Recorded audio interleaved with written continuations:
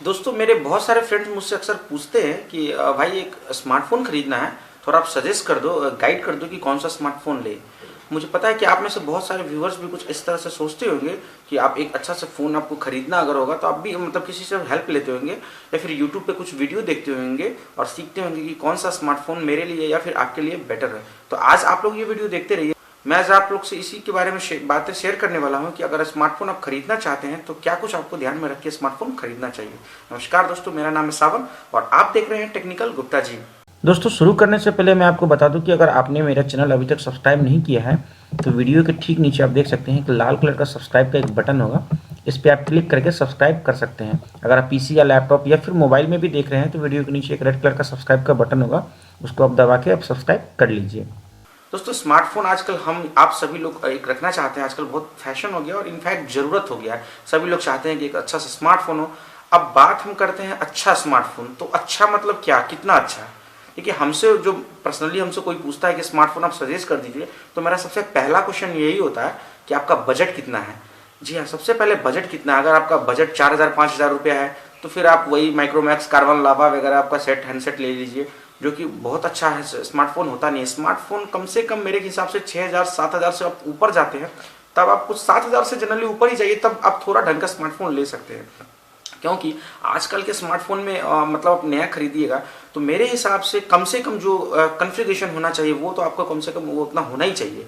जैसे कि मैं इंटरनल स्टोरेज यानी जो रोम होता है कम से कम 2 GB मतलब प्रेफर करूंगा। अगर 2 GB का रोम है तभी आप स्मार्टफोन ले, चाहे किसी भी कंपनी का ले। बहुत सारे लोग ब्रांड के चक्कर में चले जाते हैं कि यार मैं तो लूंगा HTC का ही लूंगा, मैं लूंगा एप्पल ही लूंगा। ठीक है, मैं किसी कंपनी के बारे में ये नहीं बोलता कि वो कंपनी बहुत अच्छा है, वो कंपनी बहुत खराब है, लेकिन आप परफॉर्मेंस के हिसाब से देखिए। स्मार्टफोन आप कितना टाइम अपने पास रखते हैं ये पहले आप देखिए। जैसे कि मैं जनरली 1 साल होते होते मैं स्मार्टफोन बदल देता हूँ। मुझे स्मार्टफोन उससे बहुत ज़्यादा मतलब टेक्नोलॉजी गैजेट से मुझे बहुत ही ज़्यादा लगाव है। इस कारण से मैं लैपटॉप हो या फिर स्मार्टफोन हो, तो लैपटॉप और स्मार्टफोन के कंपेरिजन में हम बात करें तो लैपटॉप में हर ईयरली मैं नहीं चेंज करता हूँ। जब तक उसका बैकअप है, परफॉर्मेंस है, बढ़िया चल रहा है, मैं यूज़ करता हूँ। लेकिन स्मार्टफोन मैं मतलब हो ना हो मैं 1 साल के अंदर में उसको बदल ही देता हूँ। अभी आप देख लीजिए, जैसे आप घर में LED टीवी या फिर कुछ भी टीवी खरीदते हैं तो एक बार आप टीवी खरीद लेते हैं तो क्या आप वीकली बदलते हैं, क्या मंथली बदलते हैं, क्या ईयरली बदलते हैं।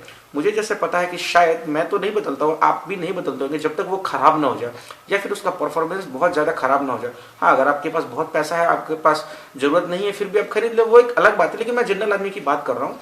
तो स्मार्टफोन और टीवी लैपटॉप में काफ़ी डिफरेंस हो जाता है।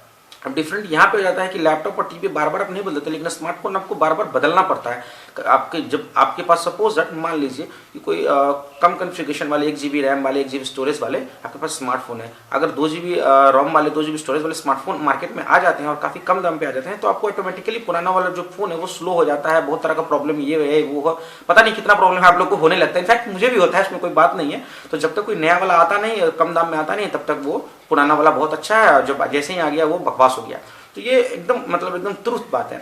अब देख लीजिए 2 GB का जो मुझे पता है कि 2 GB इंटरनल स्टोरेज होना चाहिए और 2 GB का कम से कम एटलीस्ट रैम भी होना चाहिए। रैम दोस्तों 2 GB से अगर कम होता है तो मैं देखता हूँ सेट का परफॉर्मेंस बहुत अच्छा नहीं होता है, चाहे प्रोसेसर आपका कैसा भी हो। आजकल अगर आप नया फोन खरीदना चाह रहे हैं तो ऑक्टा कोर प्रोसेसर अगर है तो वो बहुत ही अच्छा है। हालांकि क्वाड कोर प्रोसेसर से भी काम चलता है, लेकिन ऑक्टा कोर अगर फोन में मिल रहा है प्रोसेसर तो वो आप, मैं नया फोन खरीद रहे हैं तो सजेस्ट करूंगा कि वही वाला आप फोन लीजिए। और हम बात करेंगे 4 GB रैम 32 GB। देखिए अगर आपके पास पैसा है, बजट है तो आप खरीदिए, नो प्रॉब्लम। लेकिन जो कम से कम चल जाने वाली है 16 GB से अगर आप लेंगे 8 GB में तो आपका काम नहीं चलेगा। 1 GB रैम लेंगे तो काम नहीं चलेगा। इतने सारे ऐप्स आ गए हैं कि आप हर चीज़ के लिए एक ऐप्स इंस्टॉल करेंगे तो इतना परफॉर्मेंस आपका सेट बेटर नहीं दे पाएगा। वही होगा, सेट परफॉर्मेंस स्लो हो जाएगा, हैंग करेगा और सॉफ्टवेयर करप्ट हो जाएगा। चलिए वो एक अलग बात हो गई, तो इस बात का ध्यान रखिए। अब बात हम करते हैं डिस्प्ले साइज का। तो बहुत आदमी को 6 इंच डिस्प्ले पसंद होता है, लेकिन मुझे तो बिल्कुल, मैं रिकमेंड नहीं करता हूँ, मुझे बिल्कुल भी पसंद नहीं होता। जनरली हम लोग जीन्स पैंट पहनते हैं तो उसमें पॉकेट में रखने में वो काफ़ी प्रॉब्लम हो जाता है या फिर कहीं भी रखने में कंफर्टेबल नहीं फील होता है। मैं रिकमेंड करूँगा 5 to 5.5 यानी 5 से 5.5 इंच का जो स्क्रीन है वही बेस्ट है। 5 इंच से छोटा मत लीजिए। 4 साढ़े 4 का जो स्क्रीन है वो स्मार्टफोन मतलब के नाम पर क्या बोले, स्मार्टफोन के नाम पे कलंक है। स्मार्टफोन वो नहीं है। 4 इंच का जो फोन है मुझे पसंद ही नहीं है। तो आप अप्रॉक्स देख लीजिए 5 साढ़े 5 वाली जो स्क्रीन वाली जो स्मार्टफोन लीजिए, और जनरली ज़्यादातर जो भी स्मार्टफोन है करीब इसी रेंज में मिल जाएंगे। और प्राइस के हिसाब से जैसे कि मैंने आपको बताया 7,000 8,000 का जो रेंज में है तो लेनोवो का फ़ोन है। लेनोवो का हालांकि मैं एक चीज़ देखा हूँ, लेनोवो का जितने भी फ़ोन्स अभी मार्केट में आ रहे हैं उसकी परफॉर्मेंस काफ़ी बेटर है। मतलब लेनोवो ने पहले से अपने स्मार्टफोन में क्वालिटी में काफ़ी इंप्रूवमेंट किया है। लेनोवो का जो मैंने मॉडल देखा, काफ़ी सारे मॉडल्स मैं यूज भी किया हूँ, इनफैक्ट मैं अपने फ्रेंड्स को भी खरीदवाया हूँ, चाहे वो A6000 A6000 प्लस हो गया, लेनोवो K3 हो गया, K4 हो गया, K5 हो गया, अब और भी काफ़ी सारे नया मॉडल आ रहा है, तो इसकी परफॉर्मेंस काफ़ी बेटर है। मैं इससे पहले यूज़ करता था HTC का Desire 310 मॉडल, तो मैंने HTC ब्रांड के चक्कर में मैंने HTC ले लिया था, लेकिन उसके परफॉर्मेंस उसके प्राइस के हिसाब से मुझे बराबर नहीं मिला, तो मैंने उसको चेंज कर दिया था। उससे पहले मैं यूज़ करता था सैमसंग का, तो उस टाइम एंड्रॉयड काफ़ी नया था, तो बहुत सारे लोग एंड्रॉयड के बारे में जानते भी नहीं थे। सैमसंग में मुझे सबसे बढ़िया चीज़ लगता है उसका कैमरा का जो क्वालिटी, लो लाइट में भी काफ़ी अच्छा क्लैरिटी पिक्चर आता है, लेकिन उसमें सबसे जो खराब मुझे लगता है वो है बैटरी का बैकअप। तो सैमसंग में बैटरी का जो बहुत ज़्यादा प्रॉब्लम हो रहा है।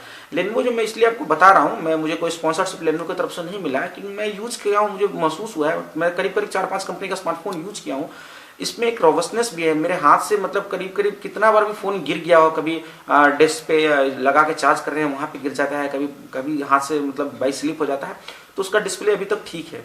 आपके साथ हो सकता है कि फूट गया हो, कुछ प्रॉब्लम आ गया हो। सैमसंग का डिस्प्ले मैंने देखा है, मेरे फ्रेंड का फूट गया था, मतलब ऐसा नहीं बोलो कि सैमसंग का डिस्प्ले खराब है, मेरे पास भी सैमसंग का फ़ोन था, मेरे साथ भी कई बार वो गिरा लेकिन नहीं टूटा है। लेकिन देख रहा हूँ लेनोवो के कंपैरिजन में वो उसका डिस्प्ले थोड़ा वीक पड़ जाता है। हालांकि ब्राइटनेस वगैरह जितना लेनोवो के डिस्प्ले में मैंने देखा है उतना सैमसंग में वो नहीं है, या फिर HTC के फ़ोन में भी नहीं है। HTC का फ़ोन जो बिट्स ऑडियो वाली जो फ़ोन आती थी, आजकल तो बंद ही कर दिया शायद, पता नहीं, वो काफ़ी कॉस्टली फ़ोन में आने लगी, तो बिट्स ऑडियो वाली जो फ़ोन थी वो काफ़ी उसका परफॉर्मेंस बढ़िया था। लेकिन जब से HTC ने प्राइस लो किया है, प्राइस डाउन किया है, तब से बिट्स ऑडियो भी बनाना बंद कर दिया है। तो मैं रिकमेंड यही सब करूंगा कि 5 इंच 5.5 इंच का डिस्प्ले हो, 2 GB का रैम हो, 2 GB का इंटरनल स्टोरेज हो, कम से कम ऑक्टा कोर प्रोसेसर हो, और क्या चाहिए, बस इतना भी होगा तो चलेगा। और डिस्प्ले का अगर आप क्वालिटी पूछेंगे तब तो types of display, types of processor, types of sensor, तो काफ़ी सारी चीज़ हैं। डॉल्बी एटम नहीं भी है तो चलेगा, इसलिए क्योंकि मेरे ख्याल से म्यूजिक बहुत कम लोग आजकल सुनने के लिए स्मार्टफोन यूज करते हैं। काफ़ी सारे काम से सब लोग, सोशल नेटवर्किंग है या फिर अपना स्टडी है, सब उसी में बिजी हैं। म्यूजिक अगर आप शौक रखते हैं तो फिर म्यूजिक वाले फ़ोन आप प्रेफर कीजिए। एक मैंने फ़ोन लिया था लिको का, तो वो मतलब है तो सब made in China he phone, Lenovo हो चाहे लिको हो चाहे Xiaomi का रेडमी हो चाहे जो भी फ़ोन, ये सब जनरली सारा फ़ोन होता है चाइना ब्रांड का, ये मेड इन चाइना उसके डब्बा पे लिखा भी होता है। लेकिन चाइना का भी ये सब ब्रांडेड मोबाइल है, मतलब थोड़ा बढ़िया परफॉर्मेंस है। लिको का डिस्प्ले मैंने देखा था वो मतलब काफ़ी कमज़ोर है, मतलब इन सभी कंपनियों के फ़ोन से एक बार गिरा हाथ से तो उसका डिस्प्ले गया, मतलब 4-5 टुकड़ों में तो वो बिल्कुल टूट ही जाना, इस तरह से हो जाता है। तो ये सब चीज़ है। आप स्मार्टफोन खरीदने से पहले थोड़ा ध्यान रखिए, जो बिल्कुल स्मार्टफोन की दुनिया में, टेक्नोलॉजी की दुनिया में नए हैं, उनको ये सब चीज़ के बारे में जानकारी नहीं होता। सोचा आप लोग से शेयर कर दूं, क्योंकि मेरा खुद का फ्रेंड्स मुझसे ये चीज़ पूछता है, मैं सोचा इसलिए आपसे शेयर करूं। अगर आप कुछ स्मार्टफोन खरीदना चाहते हैं तो मेरे फेसबुक पेज पे चले जाइए, वहाँ पे लाइक कर लीजिए, वहाँ पे मैं कुछ टॉप स्मार्टफोन अंडर बजट के हिसाब से मैं आपको पोस्ट कर दूंगा। वीडियो के नीचे चले जाए, वहाँ पे डिस्क्रिप्शन बॉक्स है, उसमें भी 1-2 स्मार्टफोन का मैं एफिलिएट लिंक दे दूंगा। चूँकि एफिलिएट लिंक मैं ज़्यादा नहीं दे सकता हूँ, 2-3 मैं दे देता हूँ ताकि मैं भी सेफ रहूँ। तो फिलहाल के लिए इस वीडियो में इतना ही। मुझे उम्मीद है कि आप स्मार्टफोन्स के बारे में जो कन्फ्यूजन है आप थोड़ा बहुत समझ गए होंगे। वीडियो अच्छा लगेगा तो हमारे चैनल को सब्सक्राइब कर लीजिएगा, क्योंकि रोजाना मैं आपके लिए इस तरह के ही टेक वीडियो लेके आता रहता हूँ। फिलहाल के लिए इस वीडियो में इतना ही, मिलते हैं अगले वीडियो में।